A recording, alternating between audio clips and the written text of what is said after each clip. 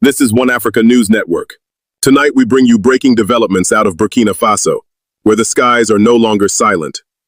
In a stunning and unexpected maneuver, President Ibrahim Traoré has activated a covert aerial response force and deployed elite paratroopers across strategic regions of the country. The move, described by insiders as a defensive sky shield protocol, is sparking both concern and admiration across the globe. Is this the beginning of a new era in African military sovereignty, or the calm before a geopolitical storm? In the early hours of the morning, locals near Ouagadougou reported an unusual series of low-altitude aerial formations. Not foreign drones, not surveillance aircraft, but Burkinabe military paratroopers, descending with precision over military installations, infrastructure zones, and border choke points. This sudden mobilization is being described by defense experts as the first visible activation of Traoré's long-rumored Special Rapid Aerial Defense Division, nicknamed the Sky Lions. Why would a landlocked African nation deploy a sky-based force? The answer may lie in three key developments. First, credible intelligence reports suggest foreign surveillance aircraft have been spotted along Burkina Faso's northern borders, likely tied to Western and allied military interests. Second, Traoré's economic liberation campaign, including nationalizing gold mines and rejecting French influence, has put the nation in geopolitical crosshairs. Third, an expanding alliance with Mali, Niger, and Guinea signals a Sahelian military bloc rising, outside of ECOWAS and completely autonomous. So what is this force exactly? According to leaked internal briefings and anonymous military sources, the Sky Lions are trained in joint air-ground urban combat, equipped with Russian and Iranian tactical gear, stationed in rotating blackout zones to prevent satellite mapping, and perhaps most crucial, they operate under Traoré's direct command.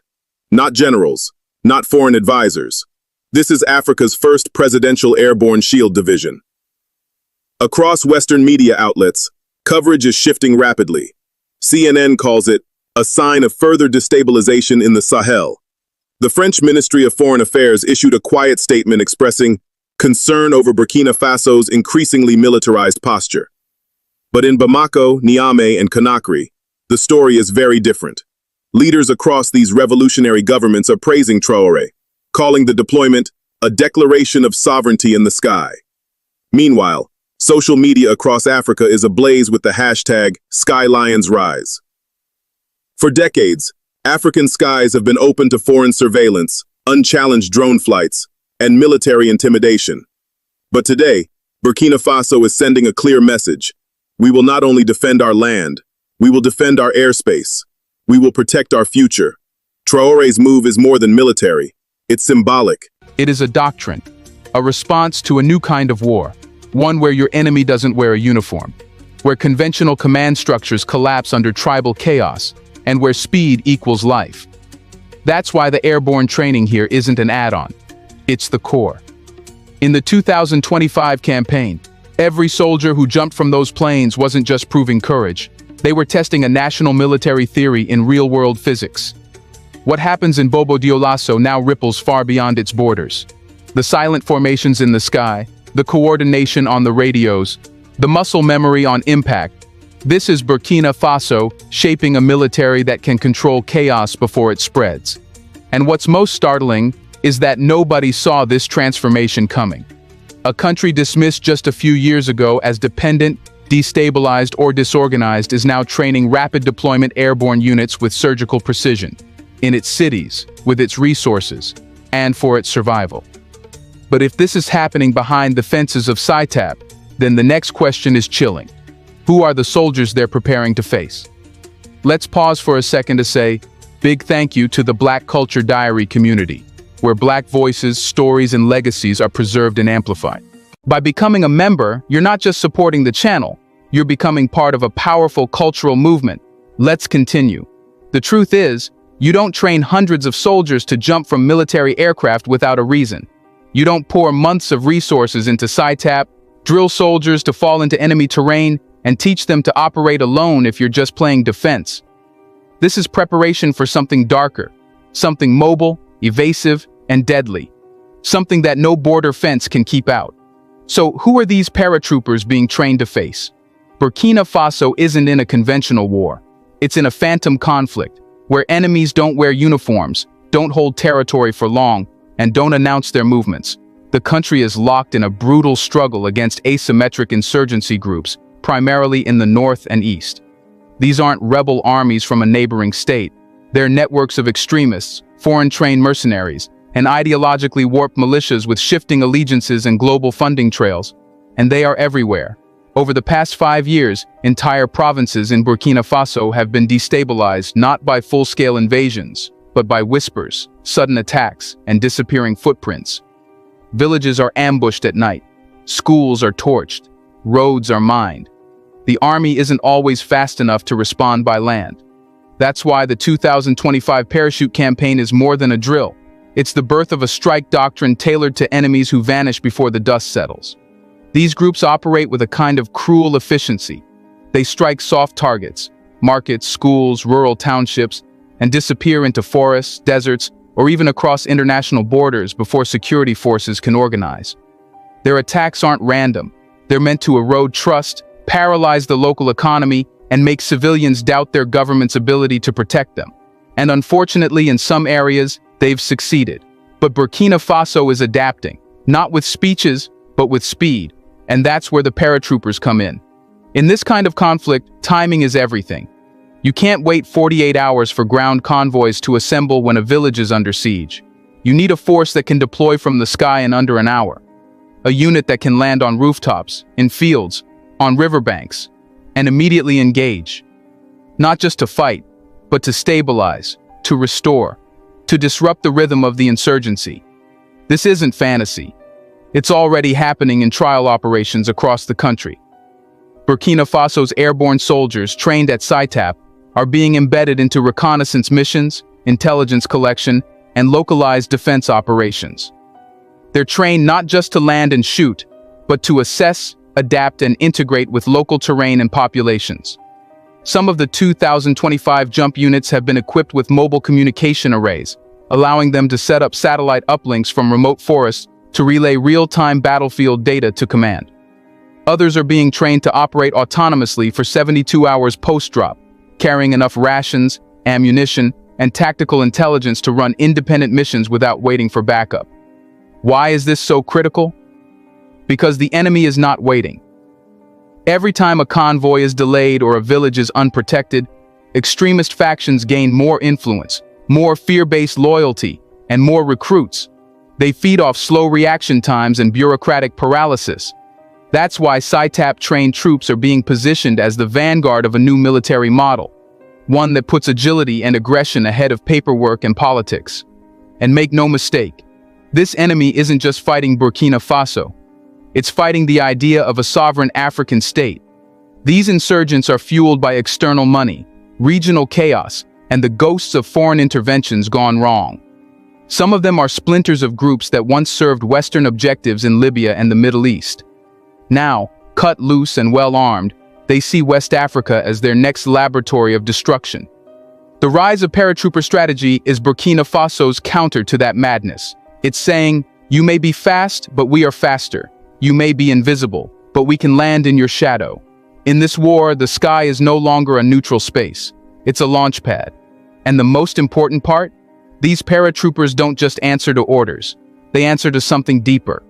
A belief that the country cannot afford to be saved by anyone else. Not France, not ECOWAS, not the UN, just Burkinabe soldiers, just parachutes, just resolve. But if the paratroopers are now the front line, then the next question becomes even more urgent. What happens once they land, and there's no one waiting to back them up? Here's a reminder to please like and share the video and subscribe to our channel to watch more videos on Black culture, history, civilization, and identity. Let's continue now. Dropping from the sky is only half the story. The 2025 parachute jump campaign is not designed for spectacle. It's not about floating in neat formation or landing in parades. It's about impact.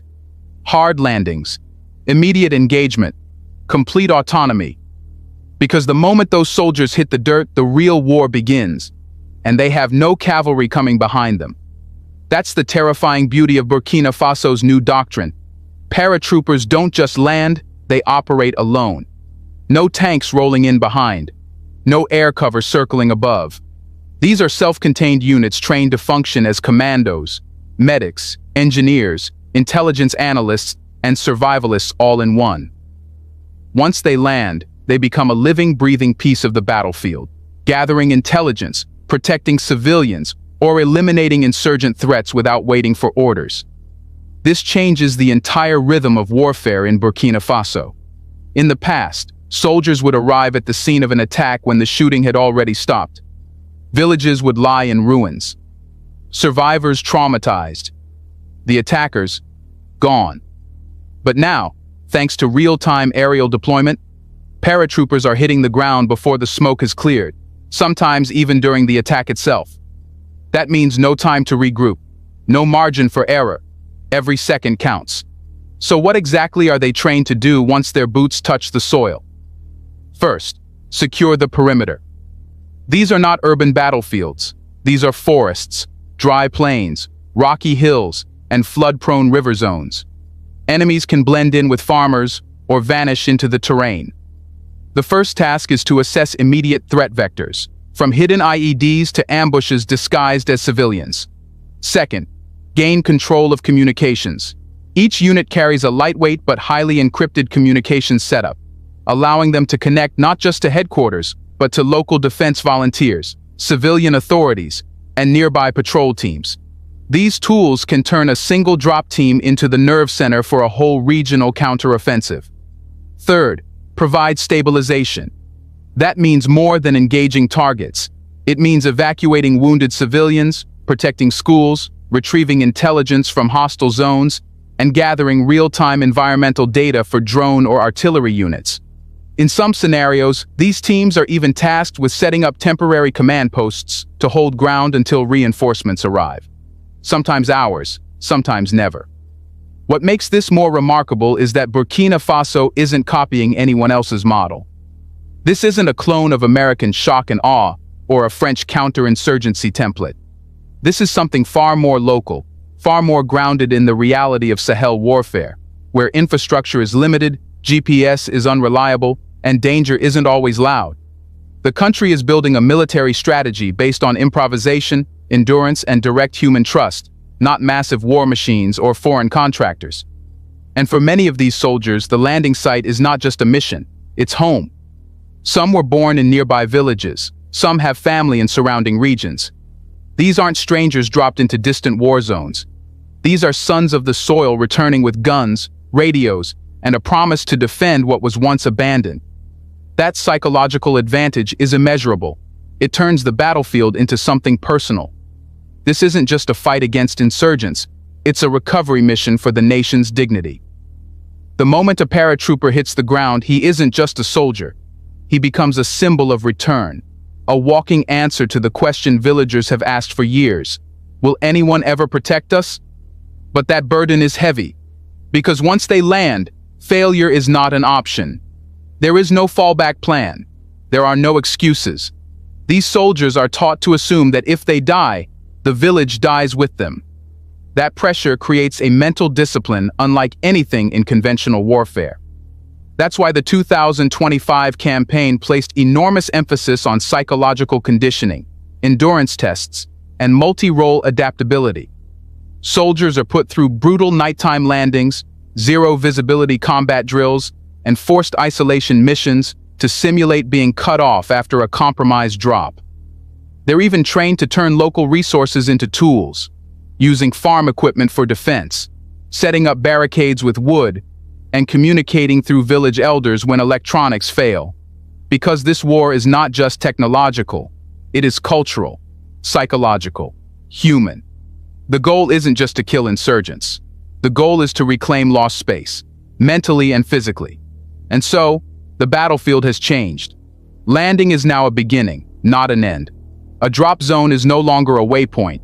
It's a frontline outpost. A single soldier is no longer a fighter. He is the state in miniature. But if this is how Burkina... Thank you for watching One Africa News. Kindly subscribe and stay up to date with our latest news updates. Like, comment, and share our videos with your content with your friends and family. Disclaimer.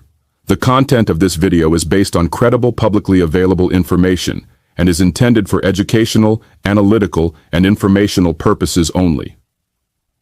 One Africa News does not promote hate, violence, misinformation, or political unrest. Our goal is to deliver thoughtful insights, highlight local voices, and encourage informed conversations throughout Africa.